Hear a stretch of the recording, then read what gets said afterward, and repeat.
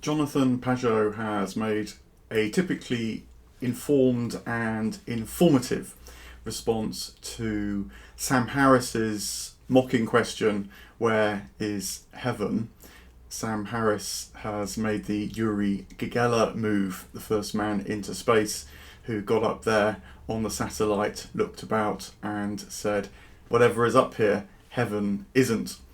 And Jonathan Pageau draws on the way that the ancient mind thought of earth and heaven not as physical places so much as experiences of reality, and where earth is the potential manifesting, sprouting towards the actual, so earth reaches towards heaven. And he also drew a lot on the notion of hierarchies, and so why the analogy of up, rising, mountains, sky is often used to express this different perception of reality in the movement from earth to heaven. And I wanted to add a complementary thought to that, which I think might be quite useful for now, because alongside the metaphors of upward movement in terms of moving towards the heavens, the tradition also deploys inner directionality. For example, Jesus himself talked about the kingdom of God being within you.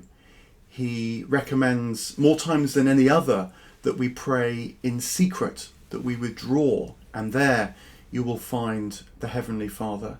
And of course in the wilderness too, it's a time apart which speaks of withdrawal to a quieter place where realities that aren't so evident in the noisiness of the day start to emerge, and inner life that's always around us but can be occluded by the noisiness of the day.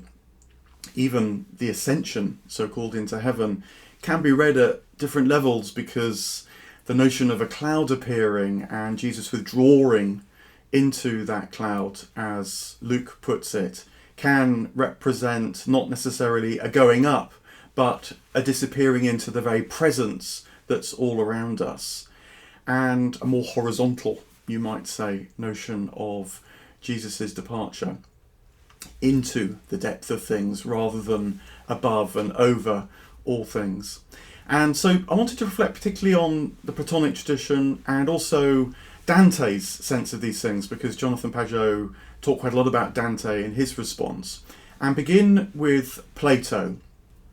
And to make the comment that whilst Plato's Symposium, where Diotima speaks to Socrates of what she calls the higher mysteries, and in particular of the way in which love can lead to the beautiful itself appearing, this is often described as the ladder of Diotima or the ascent of Diotima. But when you actually read the text in Plato's Symposium, you realise that there's no talk of going up, out, over at all, but rather it's a process that Diotima encourages in Socrates to become more and more attentive to what he's loving. And that subtlety, that inner space, opens up as he proceeds along these high mysteries of love, at the end of which the beautiful itself becomes apparent to him. Now, Diotima actually sets this up by remarking that these higher mysteries contrast with the lower mysteries, and the lower mysteries of love are the way that in more mundane life people seek, you might say, to bring heaven to earth in their lives. She talks about the mistakes people make when they do this by, say, seeking fame, and fame creates an illusion of being bigger than others, better known than others, more long-lasting than others. And so these qualities of long-lastingness, spreading your influence and so on, are pseudo or proxy manifestations of what might be associated with heaven manifest on earth. She talks too about wealth as well, about how wealth can bring glory, riches, abundance into life, but of course they're material glories, riches and abundance, and so again are pseudo heavens, not real heavens. And the lower mysteries is to realise that. But then Diotima says to Socrates, perhaps you're capable of the higher mysteries too, which is the more subtle, but also the truer path, and so describes to Socrates this inward turn, this investigation of the qualities of love in the experience of loving that can lead him towards that which is more and more beautiful, to the beautiful itself. Thought I could read a bit of Diotima's remarks from the translation by Alexander Neamas, who offers, I think, one of the best translations of the Symposium where this comes out. So, Diotima says to Socrates, first, if the leader, if loving, leads aright, the one who's been led by loving should love one body and beget beautiful ideas there, then he should realise that the beauty of any one body is brother to the beauty of any other, and that if he is to pursue beauty of form, he'd be fairly foolish to think that the beauty of all bodies is one and the same. When he grasps this, he must become a lover of all beautiful bodies, and he must think that this wild gaping after just one body is a small thing and despise it. So this is to reflect on, say, the nature of infatuation. You become preoccupied with one person and the way that they look. And if you're not to stay in that gripped, rather infantile state, thinking that this one person has all the answers to everything, part of what's got to happen is to realise that this infatuation is actually initiated a wider search within you, and so to convert that early energy into the wider search and foster what Diotima calls beautiful thoughts within yourself. So it's awakening something within you. It's as much an interior journey now, rather than the initial outward desire to grab the beautiful body that first awoke this possibility within you. The interiority is already becoming manifest. But Diotima carries on and explains to Socrates that the beautiful bodies that are around us, the embodiments, the manifestations, the earthly that are around us, they themselves speak of that which is even more beautiful.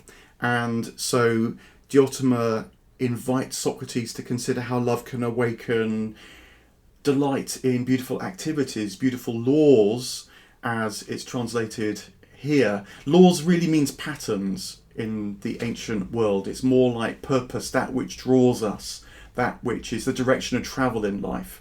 There's no conception of scientific laws at the time. And so what this is doing is taking the invitation to consider the heavenly, the lovingly, more and more intangibly, but at the same time powerfully in the world, by understanding the subtleties that are awakening within you. These are almost like the angels that can be present, that we're engaging with, inviting into, communicating with, through the act of this growing sense of loving, known within us, felt, experienced, discernment with the eye of the imagination, intuition, inspiration, you might say, as well as perceiving that they're in the world around us. But with the sense that this isn't a metaphor that is talking about stepping above the world, over the world, beyond the world, but more deeply into the world, and seeing that the earth is but the immediate manifestation of these deeper patterns that can be revealed to us by understanding love more and more subtly. And Diotima says to Socrates, as she continues to unpack this, try and pay attention to me, keep up with me, don't lose this subtlety, because what will happen is that all of a sudden, exaphanes is the Greek word, one of these wonderful onomatopoeic words in the Greek, all of a sudden the goal of loving, as she puts it, will appear into view. Love, for Plato, is a go-between God, a go-between energy that leads us in a particular way when we discern it aright. And all of a sudden, the goal of loving will fall into view. And that's beauty itself. That is changeless, that is timeless, that radiates and gives its form to all other things that share in the beautiful. And of course, this becomes a powerful metaphor when monotheism emerges. and people draw on Platonism to understand that. Now, just one other comment. This word exaphanes is actually subsequently used by Diotima, because after Diotima has talked about these higher mysteries to Socrates and asked him to consider whether he has followed what she's been saying, Alcibiades comes into the room at the end of the Symposium and joins them around the table as they drink and sing and talk about love. And it's said that Alcibiades suddenly, all of a sudden, springs into view. Exaphanes, the same word, is used again. And I think what Plato is saying here is that don't be mistaken. All sorts of powerful, seemingly wonderful, beautiful things that you desire, that you love, can spring into view in your life.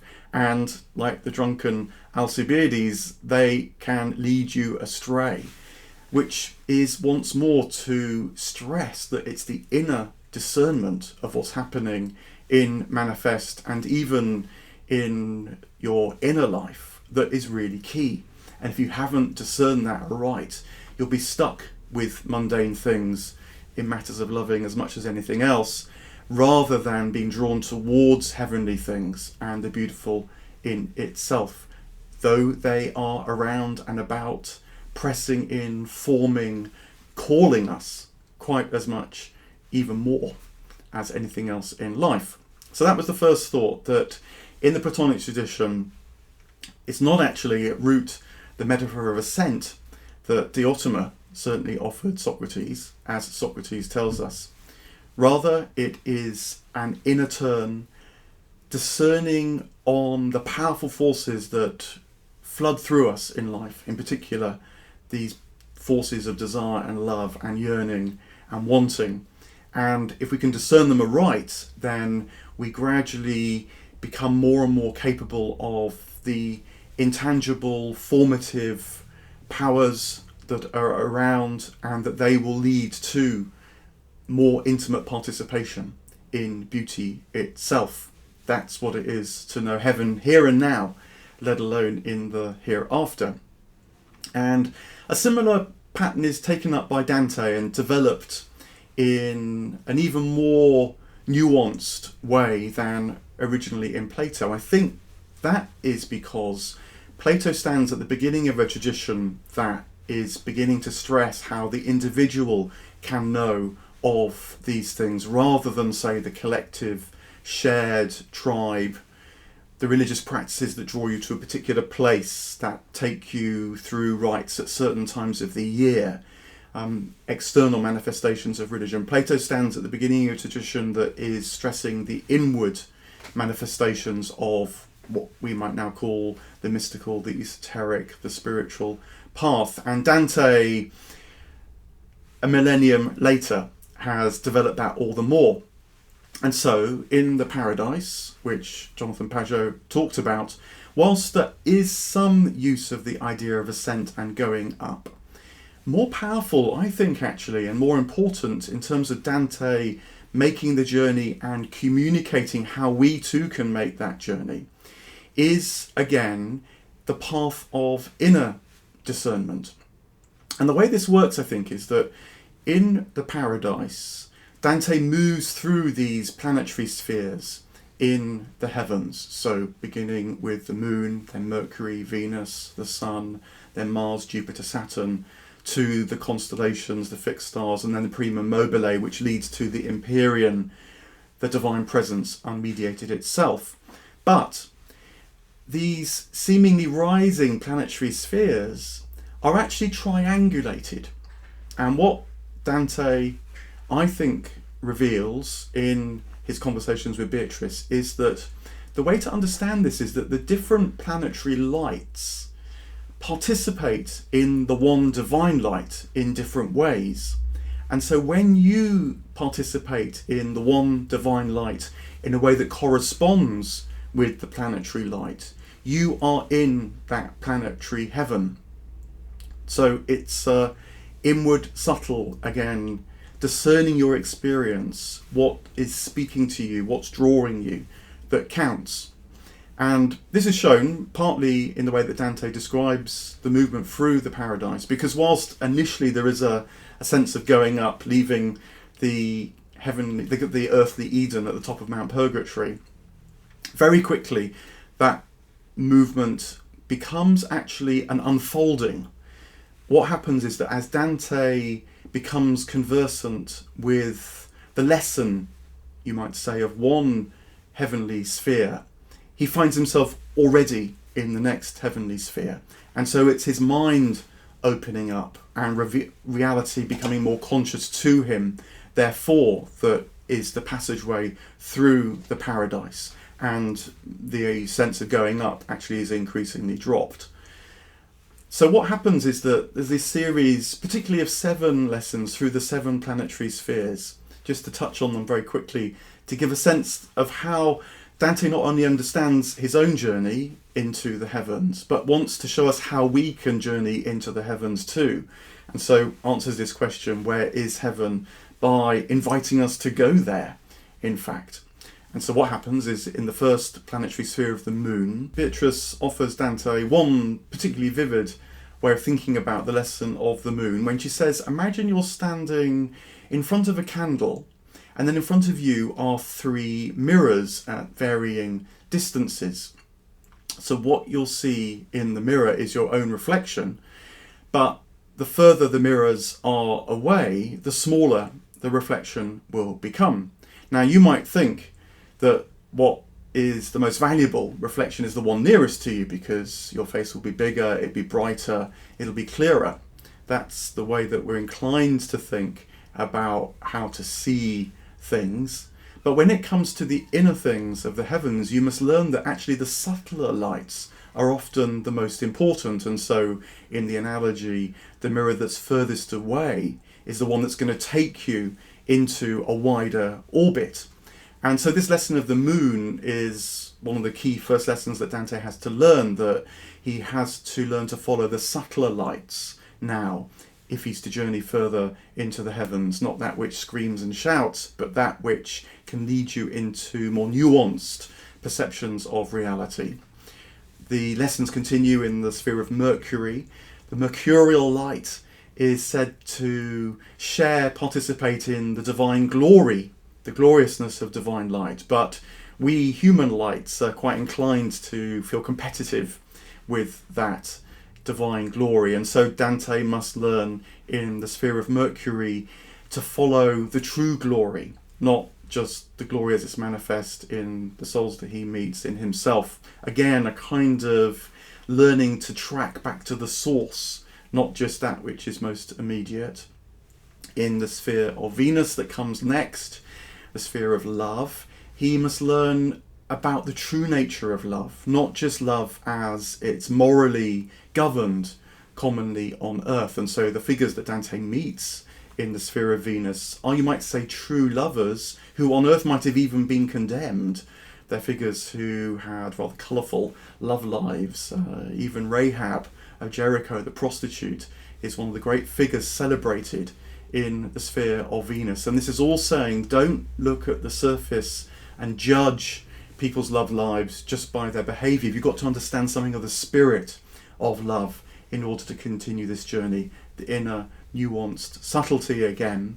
They come to the sphere of the sun, a pivotal sphere in the 7, the 4th of the 7.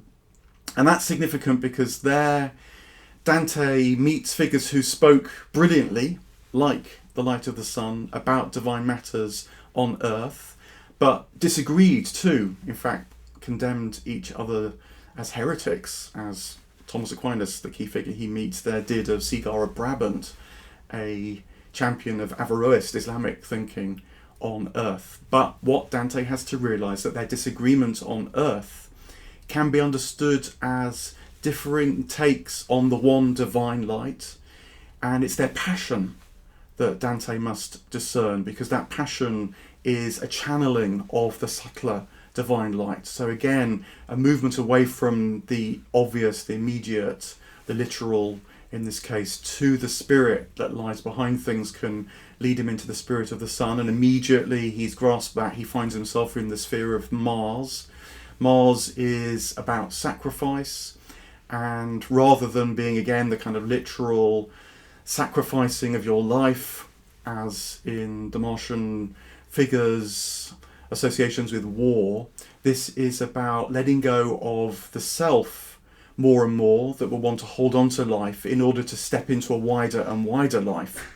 That becomes particularly important for Dante because when he comes down, or I should say returns to more ordinary life, he is going to face exile from Florence, and so letting go of what he thought counted as his life is going to be really important for him if he's to stay in touch with the divine life that's still around whilst he's in exile and can feel like all is lost.